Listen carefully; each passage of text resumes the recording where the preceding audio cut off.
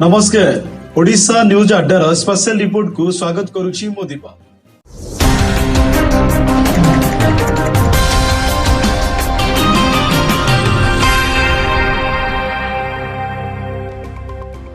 ओडिशा छात्र कांग्रेस रो मंग धरिब किए धरिब ओडिशा छात्र कांग्रेस रो मंग किए हेब परवर्ती छात्र कांग्रेस सभापति एहाकु नै आज आम स्पेशल रिपोर्ट ओडिशा छात्र कांग्रेस रो मंग धरिब किए।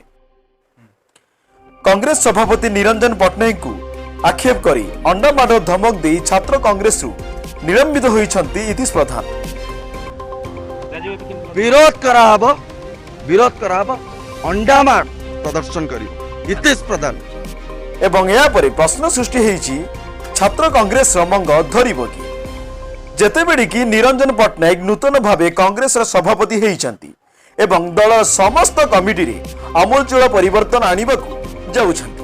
एतिकी बेले छात्र कांग्रेस रो सभापति पद पई सर्वाग्रे नाम आछि छात्र कांग्रेस रो समन्वय कमिटी रो युव चेहरा शहीद यासिन नवाजଙ୍କ नाम। दलीय महल रे तथा ओडिशा समस्त छात्र कांग्रेस कर्मी यासिन नवाजଙ୍କୁ सभापति करिया पई तथा छात्र कांग्रेस रो मंगुआड़ भावे देखुछंती। इतिश प्रधान निरंजन को अंडामाड़ पई धमकाइया परे यासिन नवाज होउछंती सेही छात्र नेता जे प्रेस मीट करी छात्र कांग्रेस रो नीति नियम एवं श्रृंखला को मीडिया सामने रे रखिथिले। छात्र कांग्रेस वर्षा अंडामाड़ वर्षा करेन जो माने अंडामाड़ करथिले आमे केबे तांको स्वागत करिनु कि तांको सपोर्ट करिनु। छात्र कांग्रेस इतिश प्रधान जो बारंबार आगुल करिसंती देखंतु जो बेले गणतंत्र पर से चेतावनी दैछन सेटा पुलिस तबरे कार्यानुष्ठान हवा दरकार से कार्य पुलिस तम पर नब एवं छात्र समस्त छात्र कांग्रेस कर्मकर्ता निरंजन पट्टनायक सहित अछंती दल सभापति सहित रहिबे जहाँ तांकर इशारा आसियो तांक इशारा अनुसार छात्र कांग्रेस काम करिवो। एथिरु स्पष्ट बारी हेउची जे यासिन नवाजଙ୍କୁ कांग्रेस दल छात्र कांग्रेस सभापति रूपे आगुको आनिबो।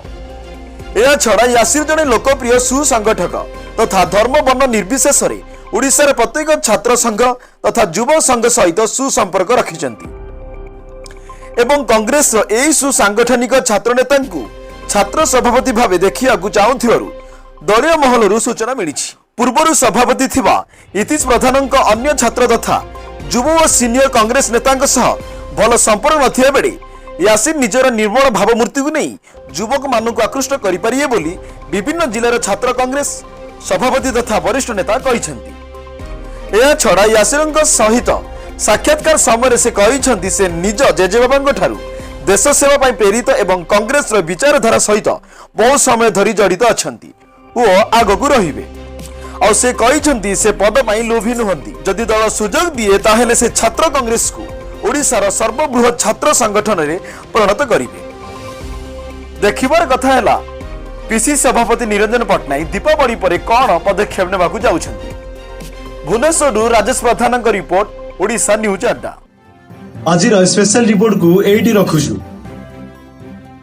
आम सह जोड़ी रहिया पई चैनल टी को लाइक शेयर एवं सब्सक्राइब करंतु। धन्यवाद।